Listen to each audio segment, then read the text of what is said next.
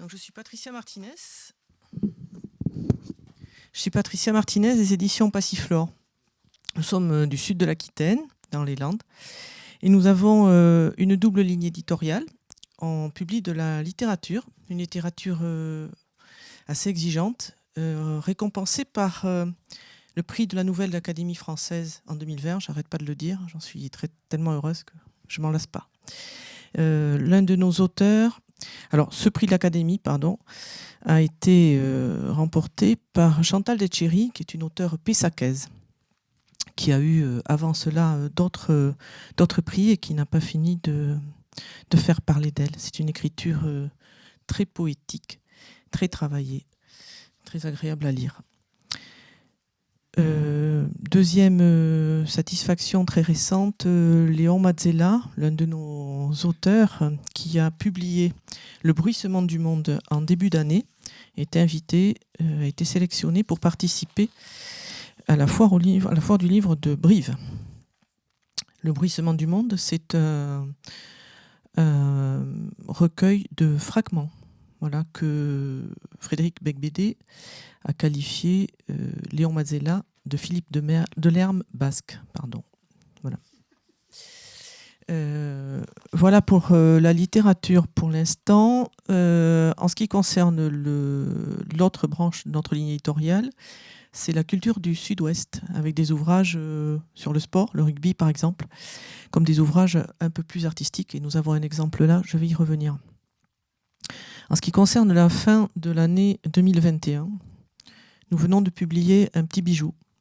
Je reviens à la littérature, pardon. C'est Rien ne vaut ce jour de Jean-Marc Benedetti. Jean-Marc Benedetti est un auteur assez connu en Aquitaine. Il a publié son premier livre en 2007 chez Grasset. Il était dans la finaliste pour le prix Médicis et il a eu le prix de la Société des gens de lettres. Rien ne vaut ce jour, c'est un petit bijou. C'est 29 textes sur le bonheur et sur ce que peut nous réserver chaque jour.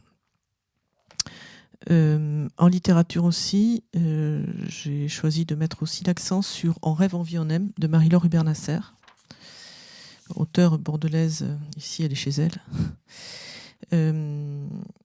L'auteur La carapace de la tortue, que Gallimard nous a repris pour une édition en folio.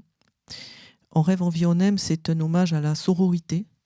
Tout est dans le titre, rêver, croire en la vie, accepter d'être aimé, et jusqu'au bout de celle-ci. Donc c'est une histoire de femme de plus de 50 ans qui décide de ne pas se laisser abattre parce que l'âge avance. C'est un ouvrage très positif. En ce qui concerne les beaux livres pour la fin d'année, on va en publier 2. Le premier s'appelle Plume. Alors la couverture est très sombre, mais à l'intérieur,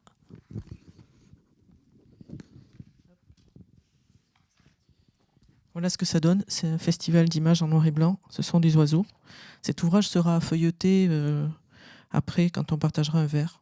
Voilà, ce sont des magnifiques images. Il y a des expositions qui peuvent être organisées autour de ce livre avec son auteur qui s'appelle Patrice Mariolan, le photographe. Et puis, notre beau livre, donc Entre Landes et Ciel, avec, j'avais dit que j'y revenais, des textes de Chantal Detchery. Donc, beaucoup de poésie et de très belles peintures. Voilà, donc Entre Landes et Ciel, pourquoi ? Parce que ce sont des aquarelles. La plupart, ce sont, évidemment je ne tombe pas dessus, elles illustrent des églises.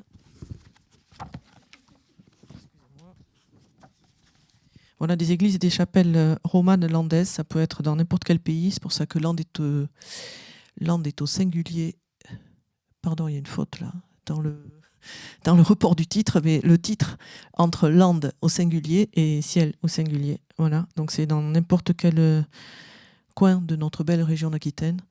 C'est une invitation à une promenade en peinture et dans la nature, et accompagnée d'une magnifique poète qui est donc Chantal Detchery. Voilà, j'ai fait court.